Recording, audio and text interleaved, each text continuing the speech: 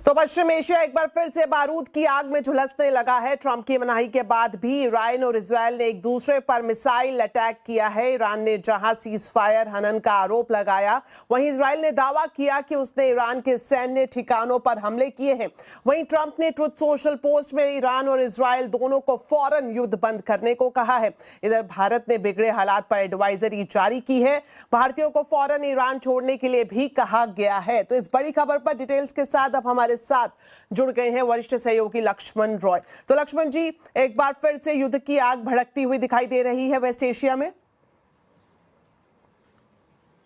जी बिल्कुल, जिस तरीके से पूरा युद्ध शुरू हुआ था और बीच में जो शांति सी दिख रही थी, शांति की उम्मीद दिख रही थी, सीज फायर का ऐलान हुआ था, तो सीज फायर ख़त्म करने का ऐलान तो किसी ने नहीं किया, लेकिन जो हालात बने उसके मुताबिक ये साफ तौर से दिख रहा है कि सीज फायर अब ख़त्म हो चुका है। दोनों एक दूसरे पर ताबड़तोड़ हमले कर रहे हैं, चाहे ईरान की तरफ से इजराइल पर हमला हो रहा हो, इजराइल की तरफ से ईरान पर हमला हो रहा हो। और सबसे चिंता की बात यह है कि हमले सिर्फ सैन्य ठिकानों पर नहीं हो रहे हैं, अब हमले औद्योगिक ठिकानों पर शुरू हो गए हैं। जो रिफाइनरीज इंफ्रास्ट्रक्चर है वहाँ पे हमले शुरू हो गए हैं, जो हाइफा है वहाँ पे हमले शुरू हो गए। ये अपने आप में ज़्यादा बड़ी चिंता की बात है, क्योंकि एक बार जहाँ पे रिफाइनिंग या फिर जहाँ पे तेल के कुएँ हैं वहाँ पर अगर हमले होते हैं तो उनको वापस ठीक करने में महीनों लग जाते हैं। तो ये अपने आप में बड़ी चिंता है। दूसरा कि ईरान की तरफ से इजराइल के वायुसेना ठिकानों पर लगातार हमले किए जा रहे हैं।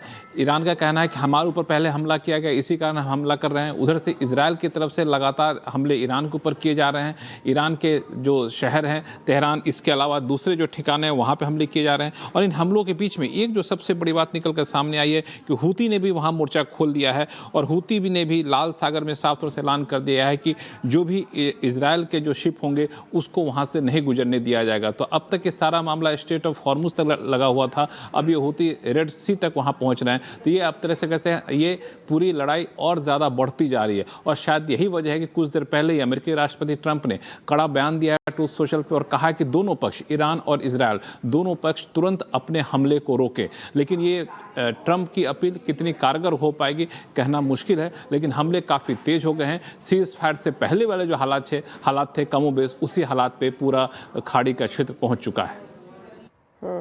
लक्ष्मण जी, इस बीच जिस तरह से भारतीय दूतावास की तरफ से भी एडवाइजरी जारी की गई है, क्या कुछ कहा गया है? भारत ने क्या प्रतिक्रिया दी है?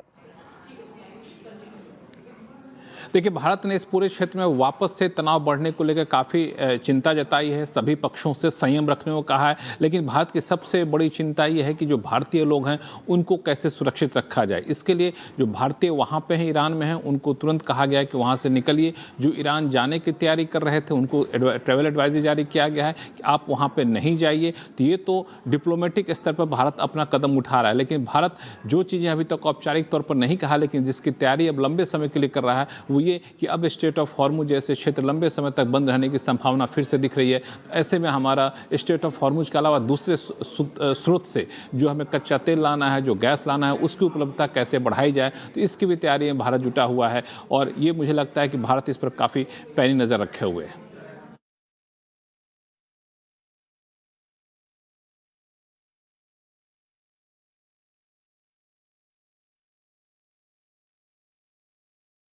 इसके अलावा रुपए पर भी प्रेशर बढ़ता हुआ दिखाई दे रहा है।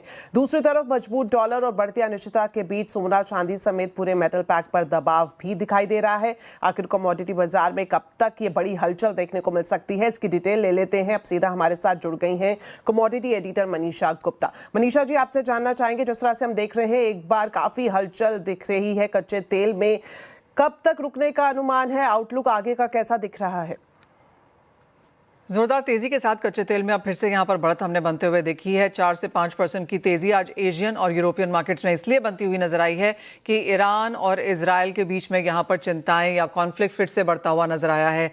रिटेलिएशन भी हुई है, जिस तरह के स्टेटमेंट्स हैं वो भी काफ़ी स्ट्रॉन्ग रहे हैं। और बाजार को अब ये लगता है कि स्ट्रेट ऑफ हॉर्मुज जो चौथे महीने में आ चुका है कंप्लीट क्लोजर के साथ, इसका इम्पैक्ट आगे जाकर बाजार में बनता हुआ नजर आएगा। ग्लोबल इन्वेंटरीज में लगातार गिरावट है, स्ट्रैटेजिक पेट्रोलियम रिजर्व्स लगातार डिप्लीट हो रहे हैं।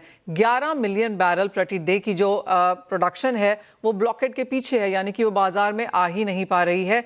और मार्केट्स को ये लगता है कि अगर यही स्थिति कि जहां पर हम कोई रेजोल्यूशन पीस एग्रीमेंट आता हुआ नहीं देखेंगे और ये अगर स्थिति जून और जुलाई तक भी जाती है तो तब तक प्राइसेस काफ़ी तेज़ी बना सकते हैं। एक और इकलौता फैक्टर जो अभी प्राइसेस को बैलेंस किए हुए है वो है चाइनीज़ डिमांड, जिसमें 3.5 मिलियन बैरल्स की गिरावट आई है मई के महीने में। अगर चाइना की डिमांड वापस आती है, स्ट्रेट ऑफ हॉर्मुज तब भी बंद है, ग्लोबल इन्वेंट्रीज भी गिरती रहती हैं, तो माना यह जा रहा है कि प्राइसेस यहाँ पे इनिशियली तो 95 और 105 के बीच में रहेंगे, लेकिन ये स्थिति अगर जारी रहती है तो हम 120-130 डॉलर प्रति बैरल की तरफ भी चढ़ सकते हैं अगस्त तक के महीने में। तो तेजी यहाँ पर प्राइसेस में आगे जाकर बरकरार रह सकती है, बदर्शते कि स्ट्रेट ऑफ हॉर्मुज आगे जाकर अभी भी बंद रहे। साथ ही मनीषा जी, हम देख रहे हैं जिस तरह से सोना चांदी समेत पूरे मेटल पैक पर दबाव दिखाई दे रहा है, कब तक ये दबाव दिख सकता है आगे भी? जहां तक मेटल्स की बात है, एक मुनाफा वसूली यहां पर इसलिए देखने को मिली है क्योंकि डॉलर इंडेक्स अब वापस 100 के ऊपर आता हुआ नजर आया है। जिस तरह से वेस्ट एशिया कॉन्फ्लिक्ट है उसका भी असर हमने यहां पर प्राइसेस में पड़ता हुआ देखा है।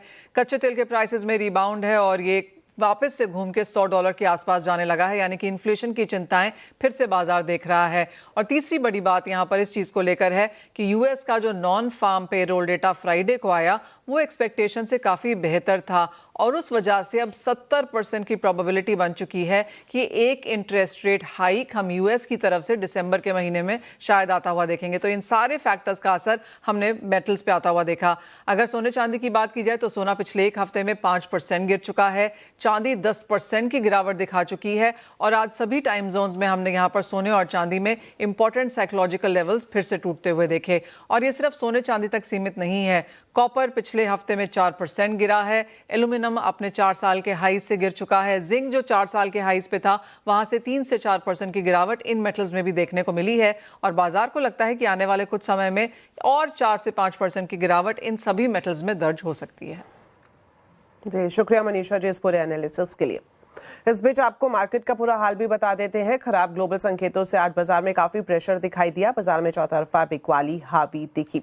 सेंसेक्स 719 अंक गिरा, वहीं निफ्टी 244 अंक फिसलकर बंद हुआ। मिड कैप और स्मॉल कैप शेयर्स की बात करें तो इसमें भी कमजोरी देखने को मिली है, जबकि बैंकिंग शेयर्स में दबाव अभी भी बना हुआ है। पूरा अपडेट अब बता रही है रक्षा रावत। हफ्ते का पहला कारोबारी दिन था और बाजार में भयंकर गिरावट देखने को मिली है। वेस्ट एशिया कॉन्फ्लिक्ट बढ़ने की वजह से आज मार्केट्स में गिरावट देखने को मिली। निफ्टी की अगर हम बात करें तो यहाँ पर 1% के दबाव के साथ बंद हुआ है। बैंक में थोड़ी गिरावट कम थी, लेकिन यहाँ पर भी 0.25% का दबाव देखने को मिला है। मिड कैप और स्मॉल कैप की बात करें तो यहाँ पर भी 1.5 से 2% की गिरावट के साथ कारोबार हुआ। अगर आज के सेक्टोरियल पिक्चर की बात करें तो सारे ही इंडेक्स यहाँ पर लाल निशान में कारोबार करते हुए नजर आए। इंडिया विक्स की अगर हम बात करें तो यहाँ पर 8% से ज्यादा के मूव देखने को मिले और पूरा मार्केट आप अगर देख लीजिए, FMCG, IT, Nifty reality, Nifty auto और निफ्टी मेटल्स, यहाँ पर भयंकर बिकवाली देखने को मिली। अगर आज के निफ्टी लूजर्स की बात करें तो यहाँ पर आईटी पैक से विप्रो 8% से ज़्यादा का दबाव यहाँ पर देखने को मिला। फ्राइडे को बाईबैक के रिकॉर्ड डेट थी, वहाँ से प्रेशर यहाँ पर बनता हुआ आज भी नजर आया। जियो फाइनेंशियल यहाँ पर भी गिरावट। अगर फूड डिलीवरी काउंटर्स की बात करें तो इटर्नल में भी गिरावट देखने को मिली। इसके अलावा श्रीराम फाइनेंस यहाँ पर भी गिरावट देखने को मिली। आज के अगर गेनर्स की अगर हम बात करें तो यहाँ पर लिस्ट में हेल्थ केयर सेक्टर से मैक्स हेल्थ केयर में गेंस देखने को मिले। इसके अलावा पावर ग्रिड, टेक महिंद्रा और बीईएल जैसे काउंटर्स थे जिन्होंने निफ्टी को थोड़ा बहुत सपोर्ट किया। अगर आज देखें तो मेटल में प्रेशर देखने को मिला। कुछ काउंटर्स की बात करें तो नाल्को, हिंदुस्तान कॉपर, जिंदल स्टेनलेस और वेदांता जैसे काउंटर्स थे जिन्होंने मेटल को डिसअपॉइंटमेंट दिया। और अगर आज के ऑटो लूजर्स की बात करें तो यहाँ पर एक्साइड इंडस्ट्रीज, संवर्धना, मदरसन ये थे जो लूजर साइड में भारी पड़े। तो ये था आज का मार्केट। सीबीएसई की वेरिफिकेशन और रीवैल्यूएशन करने के लिए आवेदन करने का समय खत्म हो चुका है और आपको बता दें आखिरी दिन भी छात्रों को पोर्टल में तकनीकी खराबी का सामना करना पड़ा है। पूरा अपडेट दे रहे हैं असीम मनचंदा। सीबीएसई का वेरिफिकेशन और रीवैल्यूएशन का पोर्टल शुरू से ही विवादों में रहा। 2 जून को ये शुरू हुआ था। 6 जून तक इसमें डेडलाइन थी छात्रों के लिए आवेदन करने की, लेकिन उसके बावजूद छात्रों को इसमें कई सारी टेक्निकल ग्लिचेस का सामना करना पड़ा। सीबीएसई ने इसके बाद इसकी एक डेडलाइन 7 जून तक बढ़ा दी। कल भी देर शाम तक छात्रों को इसके अंदर काफी सारी परेशानी का सामना करना पड़ा। छात्रों ने इसको लेकर के सोशल मीडिया के ऊपर शिकायत भी की। हालांकि सीबीएसई ने इसको लेकर के अपनी सफाई दर्ज कराई है। सीबीएसई कहना था कि इस मामले में जो आईआईटी के जो एक्सपर्ट एक्सपर्ट्स हैं उनकी भी मदद ली गई। करीबन 1,60,000 छात्रों ने 3,80,000 के आसपास के जो कॉपीज हैं उनके रिवैल्यूएशन की आवेदन भी इसमें करा दिए गए। कुछ छात्रों को इसमें परेशानी का सामना करना पड़ा, सीबीएसई को उसके बारे में जानकारी है। जिन छात्रों को अभी भी कोई परेशानी है वो सीबीएसई की हेल्पलाइन पर इसके लिए मदद मांग सकते हैं। इसके साथ साथ दिल्ली हाईकोर्ट में भी एक याचिका दायर हुई थी, एनएसयूआई ने यह याचिका दायर की थी और कहा था कि OSAM पोर्टल में जो गड़बड़ी आई है उसको देखते हुए जो छात्रों को ग्रेस मार्क्स दिए जाए और 1 महीने की प्रोसेस को इसको बढ़ा दिया जाए। हालांकि दिल्ली हाई कोर्ट ने इसके ऊपर कोई भी आदेश जारी नहीं किया। दिल्ली हाई कोर्ट ने इस मामले में एक नोटिस जारी किया और 12 जून को इस मामले की सुनवाई करेगा।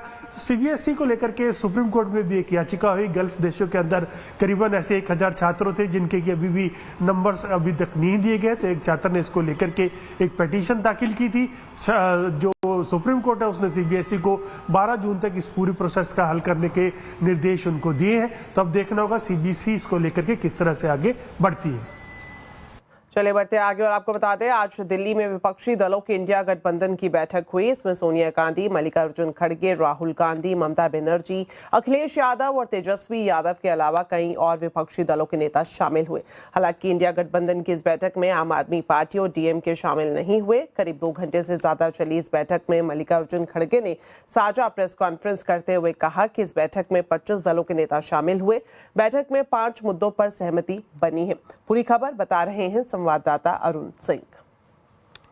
जी देखिए, इंडिया गठबंधन की बैठक खत्म हो गई और जो 5 बड़े फैसले हुए हैं सबसे पहले मैं उनको बता देता हूं। पहला जो सबसे बड़ा फैसला हुआ है कि सुप्रीम कोर्ट के चीफ जस्टिस को चिट्ठी लिखी जाएगी और ये चिट्ठी इसलिए लिखी जाएगी क्योंकि इंडिया गठबंधन के दलों को लगता है कि चुनाव पारदर्शी नहीं हो रहे हैं और एसआईआर की जो प्रक्रिया है उस पर भी उनके कई सवाल हैं। तो एक चिट्ठी मुख्य न्यायाधीश को लिखी जाएगी। जो दूसरा सबसे बड़ा फैसला हुआ वो ये कि शिक्षा मंत्री धर्मेंद्र प्रधान को इस्तीफा दे देना चाहिए, इसकी मांग की जाएगी। उसके पीछे की वजह जिस तरह से नीट का पेपर लीक हुआ, सीबीएसई परीक्षाओं को लेकर के जो धांधली खबरें आ रही हैं, जो रीचेक के में परेशानियां हो रही हैं छात्रों को, छात्र बहुत परेशान हैं, उस मुद्दे को लेकर के इंडिया गठबंधन ने फैसला किया है कि धर्मेंद्र प्रधान का इस्तीफा मांगा जाएगा और साथ ही साथ इस मुद्दे को लगातार उठाया जाएगा। इसके अलावा जो देश में आर्थिक स्थिति है, जिस तरह से पेट्रोल डीजल के दाम बढ़े हैं और जो जियो पॉलिटिक्स में जो घटनाएं हो रही पूरी दुनिया में, उसको लेकर हिंदुस्तान पर उसका क्या असर पड़ रहा है, एक सर्वदलीय बैठक बुलाए सरकार, उसकी मांग की जाएगी। इसके अलावा जो चौथा बड़ा फैसला हुआ है वो ये कि हर 2 महीने में इंडिया गठबंधन की बैठक होगी और अब अगली जो बैठक है वो हैदराबाद में आयोजित की जाएगी, जिसमें जितने भी मुद्दे उस समय देश के हैं उस पर चर्चा की जाएगी और सरकार पर दबाव बनाया जाएगा। और आखिरी फैसला हुआ है कि जब संसद का सत्र चला करेगा तो मल्लिकार्जुन खड़गे जो राज्यसभा में नेता विपक्ष है उनके कमरे में सुबह सारे दलों के फ्लोर लीडर बैठेंगे और रणनीति तय करेंगे सदन के अंदर क्या रणनीति होनी चाहिए। तो आज इंडिया गठबंधन ने एक तरह से अपनी ताकत का प्रदर्शन किया, जिसमें सोनिया गांधी जिन्होंने यूपीए सरकार में बखूबी गठबंधन चलाया था उनको भी बुलाया गया। इसके अलावा ममता बनर्जी आई, अभिषेक बनर्जी आए, अखिलेश यादव आए, तेजस्वी यादव आए और कई चेहरे जो एक साथ आने को तैयार नहीं थे।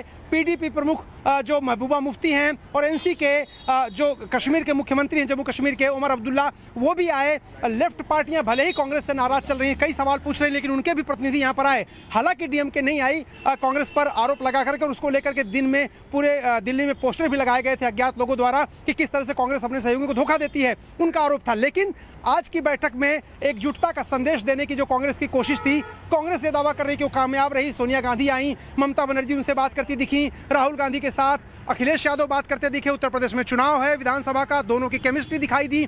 तो कांग्रेस ये दावा कर रही है, विपक्ष ये दावा कर रहा है कि बेहद ही महत्वपूर्ण बैठक एक इंडिया गठबंधन में नई जान फूंकने के लिए हुई है और इसका असर आने वाले दिनों में दिखेगा। जो विधानसभा चुनाव है वहां भी और लोकसभा चुनाव की एक तरह से तैयारी के रूप में भी इस बैठक को और इसके आगे जो बैठक होने वाली है उसको देखा जा सकता है।